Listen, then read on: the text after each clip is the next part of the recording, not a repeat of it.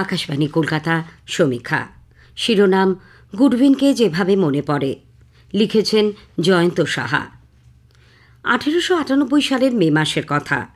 মাদ্রাজ মেলের সাংবাদিক হিসেবে জোসিয়া জন গুডউইনের যথেষ্ট নামডাক। ভাঙাচোরা একটা সাইকেল চালিয়ে খবর খুঁজে বেড়ান। ভালো লেখেন, পরিশ্রম করতে পারেন, স্টেনোগ্রাফার হিসেবেও তুখোর। বয়স মাত্র 27 পেরিয়েছে। কদিন ধরেই তার শরীরটা ভালো যাচ্ছে না। বৃষ্টিতে ভিজলে যা হয়, বড় একরোখা গুডউইনকে সামলানো যায় না। যা একবার ভাবেন তা করেই ছাড়বেন, কিন্তু শরীর চলে তার নিজের নিয়ম মাফিক।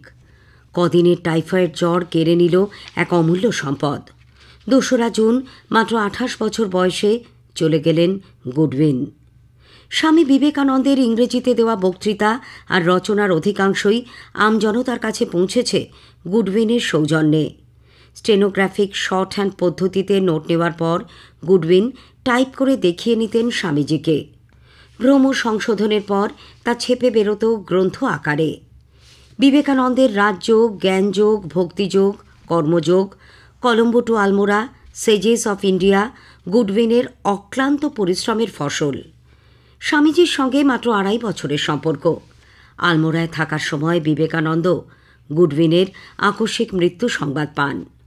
তাকে ভীষণভাবে আচ্ছন্ন করে এই খবর। হতভম্ব স্বামীজি বলেন, তিনি তাঁর এক পরম বন্ধুকে হারালেন। নিঃস্বার্থ ভালোবাসার মাধ্যমে গুডউইন তার দেওয়া বক্তৃতা যত্ন করে লিপিবদ্ধ করে গেছেন। গুডউইনের নিষ্ঠা, একাগ্রতা মানুষ চিরকাল মনে রাখবে। গুডউইন অক্লান্ত পরিশ্রম করে স্বামীজির বক্তব্য স্টেনোগ্রাফিক লেটারে লিপিবদ্ধ করতেন। অধিকাংশ দিনই নাওয়া খাওয়ার ঠিক থাকত না। সামান্য বেতনে স্বামীজিকে ভালোবেসে তিনি এই কাজটি নিয়মিত করে গেছেন। 1870 সালের 20 সেপ্টেম্বর জোসিয়া জন গুডউইনের জন্ম ইংল্যান্ডের বেথিয়াস্টোনে। তাঁর বাবা জোসিয়া গুডউইনও একজন স্টেনোগ্রাফার ছিলেন। তিনি একাধিক সংবাদপত্রে সাংবাদিকতা করেছেন। সম্পাদনার দায়িত্বেও পারদর্শী ছিলেন। মাত্র 14 বছর বয়সে গুডউইনের সাংবাদিকতায় হাতেখড়ি। একাধিক কাগজে ফ্রিল্যান্সিং করতেন, কিন্তু তেমন সফল হননি। রুজি রোজগারের আশায় গুডউইন অস্ট্রেলিয়া যান, সেখান থেকে মার্কিন যুক্তরাষ্ট্রে। অত্যন্ত ছটফটে স্বভাবের গুডউইন যুক্তিতর্কে মেতে থাকতে ভালোবাসতেন, কিন্তু সম্মান করতেন মানুষকে। স্বামী বিবেকানন্দের বক্তৃতাগুলি লিপিবদ্ধ করতে 1895 সালে হেরাল্ড ও ওয়ার্ল্ডে বিজ্ঞাপন দিয়ে একজন স্টেনোগ্রাফার চাওয়া হয়। অন্যদের মতো বছর 25-এর গুডউইনও আবেদন করেন। অবশেষে স্বামীজির গুণমুগ্ধরা তাঁর নাম চূড়ান্ত করলেন। বিবেকানন্দ ছিলেন অত্যন্ত খুঁতখুঁতে স্বভাবের মানুষ। তুচ্ছ একটা ভুলও তার নজর এড়াত না। গুডউইনের লেখা থেকে জানা যায়, স্বামীজি রাত জেগে বক্তৃতাগুলি পরিমার্জন করে প্রেসে ছাপতে দিতেন। বানান ভুলের দিকেও ছিল বিবেকানন্দের তীক্ষ্ণ নজর। শেষ মুহূর্তের সংশোধনের জন্য বিবেকানন্দ ছুটে যেতেন প্রকাশকের কাছে। গুডউইনের মাধ্যমেই আমরা রক্ত মাংসের বিবেকানন্দকে ছুঁয়ে দেখতে পারি খুব কাছ থেকে। বিবেকানন্দের প্রথমবারের বিদেশ সফরের নির্যাস আমরা গুডউইনের মাধ্যমেই পাই। সারা বুলের সঙ্গেও গুডউইনের মধুর সম্পর্ক ছিল। তার পারিশ্রমিকের একটা বড় অংশ সারা বুল বহন করে গেছেন। আমেরিকা ও লন্ডন শহরে বিবেকানন্দের ছায়াসঙ্গী গুডউইন প্রতিটি বক্তৃতা স্টেনোগ্রাফি করে রাখতেন।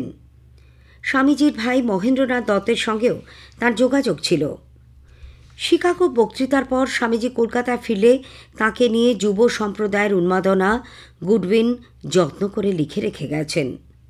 জাতপাত আর ছুঁত মার্গের দোহাই দিয়ে মাদ্রাজের স্বামীজিকে একবার বিভিন্ন মন্দিরে ঢুকতে দেওয়া হচ্ছিল না। ক্ষুব্ধ গুডউইন বিবেকানন্দকে বলেন, চলুন আমরা আবার বিদেশ চলে যাই, সেখানে আপনার অনেক কদর। কত মানুষ আপনাকে দেখার জন্য, বক্তৃতা শোনার জন্য অপেক্ষা করে থাকেন। অত্যন্ত বেদনার ব্যাপার, স্বামীজির দ্বিতীয়বারের বিদেশ সফরের বক্তৃতাগুলি আমরা তেমন করে আর পেলাম না। তিনি 170টির মতো বক্তৃতা দিয়েছিলেন। কিছু পত্রপত্রিকায় বিক্ষিপ্তভাবে সেগুলি পাওয়া যায়। গুডউইনের অকাল মৃত্যুতে বিবেকানন্দের কালজয়ী বক্তৃতার অনেক কিছুই হারিয়ে গেছে। এই আফসোস কোনো দিন যাওয়ার নয়। সমীক্ষা শেষ হলো। এটি লিখেছেন জয়ন্ত সাহা।